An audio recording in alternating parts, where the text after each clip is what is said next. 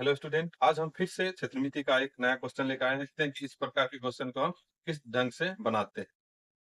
चलिए आइए, तो सबसे पहले क्वेश्चन पढ़ लेंगे हम लोग। दिया है कि दो वृत्तों की त्रिज्या क्रमशः 19 सेंटीमीटर और 9 सेंटीमीटर है। तो सबसे पहले दो वृत्त हम लोग क्या करेंगे, बना लेंगे। दो वृत्त क्या कर लेंगे, बना लेंगे, जिसमें पहले वृत्त की त्रिज्या R1 9 सेंटीमीटर हो जाएगी और दूसरे वृत्त की त्रिज्या R2 इक्वल टू कितना हो जाएगा आपका 19 सेंटीमीटर हो जाएगा। कितना हो जाएगा, 19 सेंटीमीटर हो जाएगा।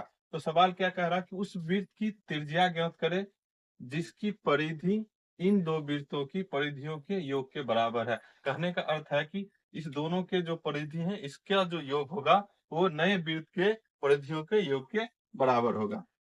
तो मान लेते हैं कि नया वृत्त का जो परिधि है, हल करते हैं हम लोग। नया वृत्त की जो परिधि है उसको हम लोग क्या मानेंगे, 2πr करेंगे। 2π क्या करेंगे, r, क्योंकि परिधि का सूत्र होता है 2πr। यहाँ पे हम नए वृत्त लेंगे। नए वृत्त आपका क्या होगा, दोनों मिलकर बड़ा वृत्त बनेगा, इसीलिए त्रिज्या क्या होगा, बड़ा हो जाएगा। ये जो बराबर है किसके बराबर है, तो दोनों के परिधि के योग के बराबर है। परिधि का सूत्र 2πr होता है, तो पहला के लिए R1 और दूसरा के लिए क्या हो जाएगा 2πr2।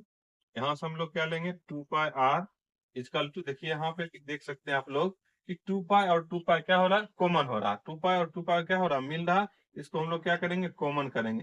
कॉमन करने वक्त क्या होगा, 2π और 2π कॉमन हो जाएगा। यहाँ आपके पास बचेगा क्या, R1 प्लस R2 बचेगा। क्या बचेगा, R1 प्लस R2। इधर से 2π इधर से 2π क्या कर देंगे, कैंसिल आउट कर देंगे। इसीलिए R बराबर क्या हो जाएगा, छोटी R1 प्लस छोटी R2।